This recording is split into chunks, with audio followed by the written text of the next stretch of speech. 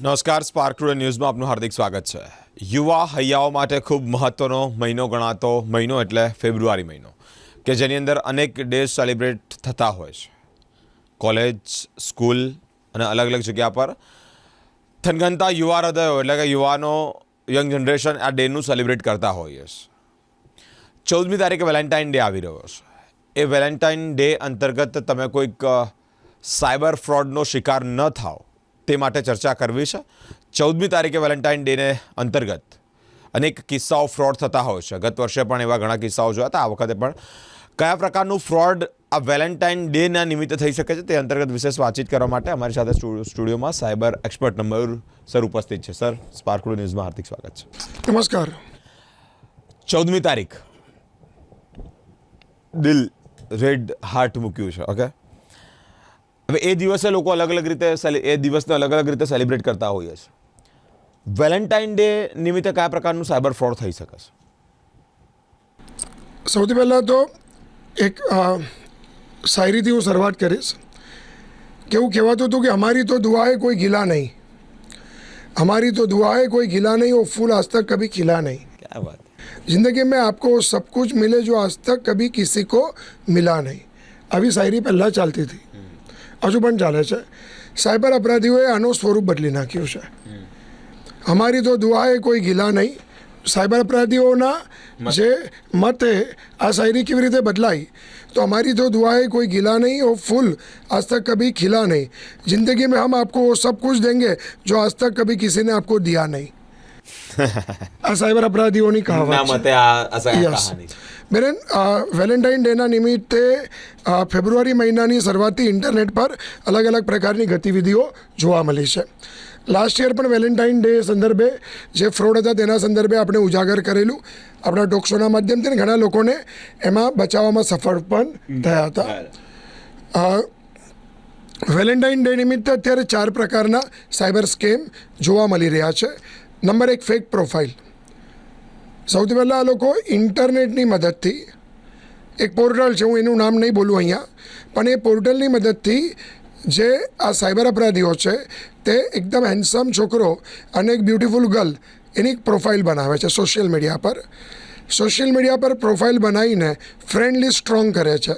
એટલે કોઈ પણ વ્યક્તિને લાગે કે આ કેટલાય સમયથી આ જે સોશિયલ મીડિયા પ્લેટફોર્મ સાથે જોડાયેલ છે, અને જ્યારે આવા કોઈક વ્યક્તિની કોઈ પણ પ્રકારની ફ્રેન્ડ રિક્વેસ્ટ કે ફોલો રિક્વેસ્ટ જ્યારે સોશિયલ મીડિયા પ્લેટફોર્મ પર આવે છે ત્યારે કોઈ પણ વ્યક્તિ સહજતાથી આનો શિકાર બની જતો હોય છે. અને એમાં એ લોકોએ ચેટ પણ એ રીતે જનરેટ કરેલી હોય છે કે જેમાં તું જ બહુ હેન્ડસમ દેખાય છે, બ્યુટિફુલ દેખાય છે, તું આના હીરો જેવો દેખાય છે, હિરોઈન જેવી દેખાય છે, અને તારો મોબાઈલ નંબર આપ ને આવા પ્રકારની ચેટ્સ એ લોકો પબ્લિક ડોમેનમાં મૂકે છે, જે કોઈ પણ વસ્તુ પબ્લિક ડોમેનમાં મૂકવાની હોતી નથી. જો કોઈ છોકરાની પ્રોફાઇલ હોય ને તો એમાં ઇન્ટરનેટ જનરેટેડ એ લોકો સૌથી વધારે છોકરીઓના નામ સાથે મૂકે કે તારો નંબર શું છે, સ્વીટી, હેન્ડસમ, બાબુ, બોય, આવા. કોઈ છોકરી હોય તો બેબી અને ગર્લ ને આવી કોઈ પણ ડિટેલ્સ આ લોકો સોશિયલ મીડિયા પ્લેટફોર્મ પર અત્યારે મૂકીને એક યુઝર્સના મગજને ડિસ્ટ્રેક્ટ કરીને યુઝરના મગજની અંદર એના માઇન્ડસેટને બદલવાનું કામ અત્યારે કરી રહ્યા છે. આ પહેલા પ્રકારનો સાયબર સ્કેમ છે, જેનાથી સાવધ રહેવું. બીજા પ્રકારનો સાયબર સ્કેમ, મોંઘી વસ્તુ સસ્તા ભાવે. બેન, મોંઘી વસ્તુ સસ્તા ભાવે આ લોકો સોશિયલ મીડિયા પ્લેટફોર્મ પર વહેતી કરે છે એડ સ્વરૂપે અથવા સ્પોન્સર્ડ સ્વરૂપે. કે ફોર એક્ઝામ્પલ એક નેચરલ વસ્તુ છે, વેલેન્ટાઇન ડે આવે ને ત્યારે હાર્ટ રિંગ, હાર્ટ આકારની રિંગ, ગુલાબ, પછી અમુક હાર્ટ આકારની વસ્તુઓના ભાવ આસમાને હોય છે. તો આ લોકો શું કરે છે, એ જ બધી ગિફ્ટ જે ક્યુરિયોસિટી ઉત્પન્ન કરે, અને સેકન્ડ થિંગ કે કોઈ પણ વ્યક્તિ પોતાના પ્રિયતમ અથવા પ્રિયતમાને આપવા માટે રેડી થઈ જાય એવા 700-800ના બજેટની અંદર આ લોકો આવી રીલ બનાવે છે, આવી પોસ્ટ મૂકે છે, એને સ્પોન્સર્ડ કરે છે અને લોકો સુધી પહોંચાડવાનો પ્રયત્ન કરે છે. અને એ ચોક્કસ જીઓ ફેન્સિંગ જે સુવિધા છે એનો દુરુપયોગ કરીને આ લોકો ચોક્કસ વિસ્તારના યુવાધન, કેમ કે જીઓ ફેન્સિંગ એટલા માટે કે આ લોકો જ્યારે એડ મૂકતી વેળાએ ચોક્કસ વિસ્તારને ટાર્ગેટ કરે છે અને ચોક્કસ વય જૂથ ચોક્કસ વય જૂથ સુધી જ એડ પહોંચે એવો એ લોકો ટાર્ગેટિવ હોય છે. અને આ લોકો જ્યારે કોઈ પણ વ્યક્તિ આ લોકોના સ્કેમમાં ફસાય છે તો આ લોકોનું કામ છે કે એની પાસેથી પૈસા મેળવવાના, અને પૈસા એકવાર મેળવી લીધા પછી એ લોકો શું કરે છે, અકાઉન્ટ પણ બંધ કરી દે છે, બીજા દિવસે નવા નામથી અકાઉન્ટ શરૂ થાય છે અને વિસ્તાર પણ બદલી નાખે છે. તો આ આખો બીજો મુદ્દો છે કે જેનાથી તમારે સાવધ રહેવાની જરૂર છે. ત્રીજો મુદ્દો હવે એઆઈ છે. એઆઈનો જમાનો વધી હા, એઆઈનું જે એઆઈ રિલેટેડ ફ્રોડનું પ્રમાણ પણ વધ્યું છે. અને આ લોકો સોશિયલ એન્જિનિયરિંગની મદદથી તમારા મિત્રોની માહિતી ભેગી કરે છે. સોશિયલ એન્જિનિયરિંગની મદદથી ગૂગલ ડોર્ક છે બિરેન. ગૂગલ ડોર્ક એવું છે કે કોઈ પણ વ્યક્તિની પબ્લિક ડોમેઇનમાં નાનામાં નાની ઇન્ફોર્મેશન હશે ને તો એ લોકો નાનામાં નાની ઇન્ફોર્મેશન્સ આ લોકો સોશિયલ એન્જિનિયરિંગની મદદથી અને ગૂગલ ડોર્કની મદદથી મેળવી લે છે. અને મેળવીને એ જ સોશિયલ એન્જિનિયરિંગનો દુરુપયોગ કરીને એ લોકો જે તે વ્યક્તિના નામથી ફોન કરે છે કાં તો વિડીયો કોલ કરે છે.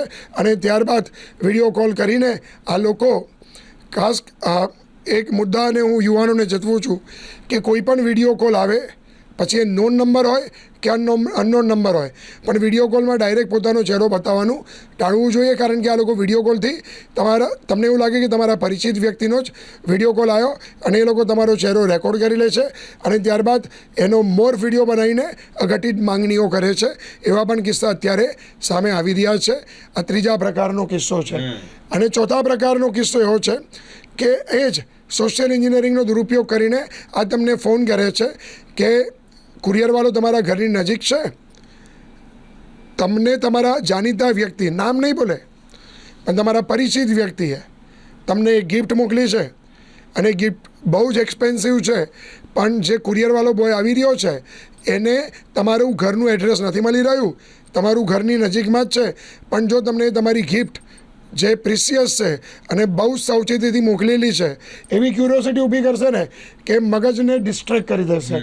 અને ત્યારબાદ જો તમને જોઈતી હોય તો તમે એક કોડ ડાયલ કરો અને આ નંબર કોડ એટલા માટે કે અમારા જે કોલ હોય છે તે ડાયવર્ટ એ કોડ ડાયલ કરવાથી જ થશે અને જે કુરિયર બોય છે એના નંબર સુધી પહોંચશે. અને એમાં કોડ ડાયલ કરાવે છે, પછી કુરિયર બોયનો નંબર બોલાવે છે અને પછી હેશ ચિહ્ન દાખલ કરવાનું કહે છે.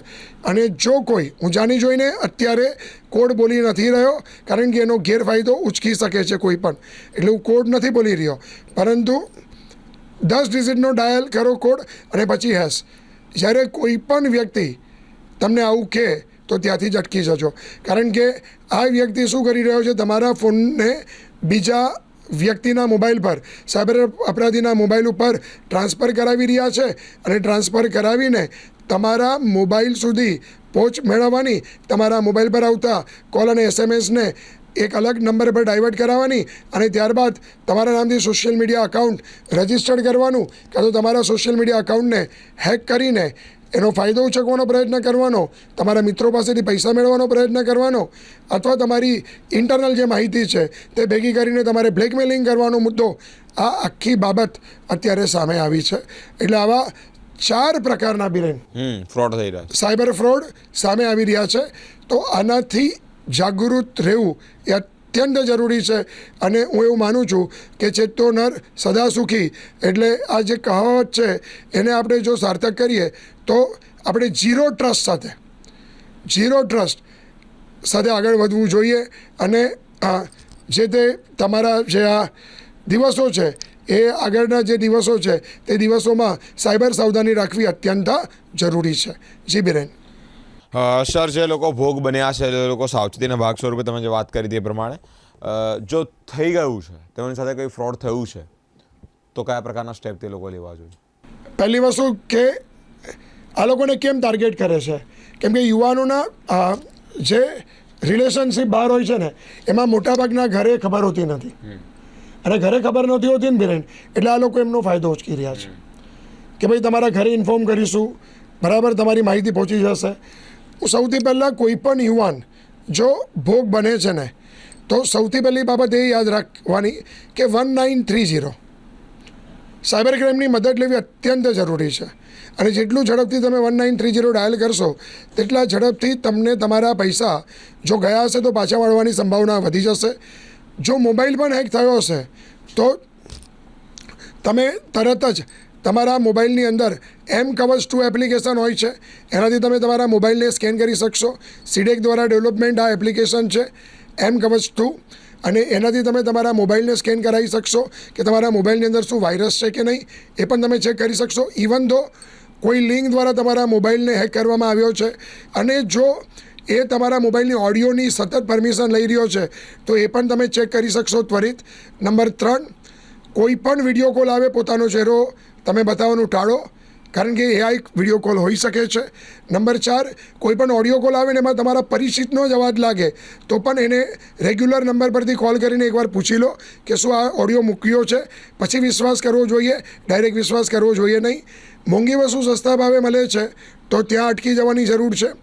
ત્યાંથી જ તમારે તમારા ફોનને ડિસ્કનેક્ટ એમની સાથે કરવાનો છે, કાં તો એ લિંક પર ક્લિક નથી કરવાનું. નંબર નેક્સ્ટ, કે જો તમારા મોબાઈલ ઉપર કોઈ પણ વ્યક્તિ સતત કોઈ પણ પ્રકારની લિંક એવું કોઈક મેસેજ મોકલી રહ્યો છે તો તેનો તમે ચક્ષુ પર રિપોર્ટ કરો એવિડન્સ સાથે અને એ વ્યક્તિને તમે બ્લોક કરો. પણ બ્લોક કરતાં પહેલાં એવિડન્સ પેટે તમે પુરાવા લઈ લો અને ચક્ષુ પોર્ટલ ઉપર તમે ઇન્ફોર્મ કરો. અને એવિડન્સ સાથે જવાથી ચક્ષુ પોર્ટલ એ નંબર પર તરત કાર્યવાહી કરશે. અને હું ફરીવાર રિપીટ કરીશ કે જો કોઈપણ પ્રકારની ધાક ધમકી મળી રહી છે, બરાબર, તો હું એવું માનું છું કે તમારા કોઈ પણ ટ્રસ્ટેડ વ્યક્તિ સાથે વાત કરો, એકલા ડિસિઝન નહીં લો. અને સાયબર ક્રિમિનલ્સને ક્યારે પણ ધાક ધમકીને વશ થઈને પૈસા આપવા જોઈએ નહીં, કાં તો કોઈ પણ એના પ્રકારની વાતમાં આવવું જોઈએ નહીં. પોતાની પર્સનલ ડિટેલ્સ જેમ કે આધાર કાર્ડ, પેન કાર્ડ, તમારી મોબાઈલ નંબરની એટલે મોબાઈલ સાથે નંબર સાથે જોડાયેલી બેંકની ડિટેલ્સ એવી કોઈ પણ વ્યક્તિને આપવાથી બચવું જોઈએ. જાગૃત રહો અને સાયબર સલામત બનો. Thank you sir, thank you so much. Valentine day 14મી તારીખે એ દિવસ ઉજવવાની લાઈમાં તમે ક્યાંક સાયબર ફ્રોડનો શિકાર ન બનો તે અંતર્ગત આ ચર્ચા કરવામાં આવી છે. સરે જે પ્રમાણે જણાવ્યું તે પ્રમાણે કે આટલી બધી બાબતોનું ધ્યાન રાખવાનું છે અને ઘણી બધી બાબતો જો આ તમે ફ્રોડ થાવ છો એટલે કે ફ્રોડનો શિકાર થાવ છો તો 1930 તેનો સંપર્ક સાધો અને તમારી ફરિયાદ નોંધાવો. તેનો અત્યંત સંપર્ક કરવો જરૂરી બન્યું છે, કારણ કે ક્યારેક બહુ જ ઉતાવળમાં, બહુ ઉત્સાહમાં ક્યારેક આપણે આવી રીતે કોઈક વસ્તુ સસ્તા ભાવે મળી રહી છે, કોઈક વસ્તુ સેલમાં મળી રહી છે, કે પછી તમને કોઈ રિક્વેસ્ટ આવે છે ને તમે એ જાળમાં ફસાઈ જાઓ છો ને કન્વર્ઝેશન એટલે કે ચેટ કરવાનું શરૂ કરો છો. આ બધી બાબતે ફ્રોડ થઈ શકે છે, પૂર્વે પણ થયા છે અને ભવિષ્યમાં ન થાય તે બાબતે આ ચર્ચા કરવામાં આવી છે. સાયબર ઠગ્યાઓ દિવસેને દિવસે એક્ટિવ થઈ રહ્યા છે અલગ અલગ રીતે, ન કેવળ વૃદ્ધોને પરંતુ આજના યંગ જનરેશનને પણ ભોગ બનાવી રહ્યા છે અને આપણે પણ એમની જાળમાં બહુ ઇઝીલી ફસાઈ જઈએ છીએ. કયા કયા કારણોસર ફસાય છે તેની પણ ચર્ચા કરી અને ફસાયા પછી કઈ બાબતનું ધ્યાન રાખવું જોઈએ તેની પણ ચર્ચા કરવામાં આવી. 14મી તારીખે વેલેન્ટાઇન ડે અને એ દિવસનું સેલિબ્રેશન ક્યાંક આપની માટે સાયબર ફ્રોડની જાળ ન બની જાય તે બાબતે સાવચેત રહેવું તે માટે પણ એક અપીલ કરી રહ્યો છું. અલગ અલગ સાયબર રિલેટેડ આવા કિસ્સાઓ, આવા જે ઊભા થઈ રહેલા ટોપિક તેના વિશે ચર્ચા કરતા રહીશું, આપને અવેર કરવાનો પ્રયત્ન કરતા રહીશું અને આપ પણ સાયબર યોદ્ધા બનો તે માટેના સતત પ્રયત્નો અમારા ચાલુ રહેશે. અલગ અલગ ટોપિક પર વાતચીત કરી આપ સુધી પહોંચતા રહીશું. તમામ અપડેટ જોવા માટે અમારી સાથે સ્પાર્ક ટુડે ન્યૂઝ પર જોડાયેલા રહો. કેમેરામેન ગૌતમ સાથે હું બિરેન, સ્પાર્ક ટુડે ન્યૂઝ.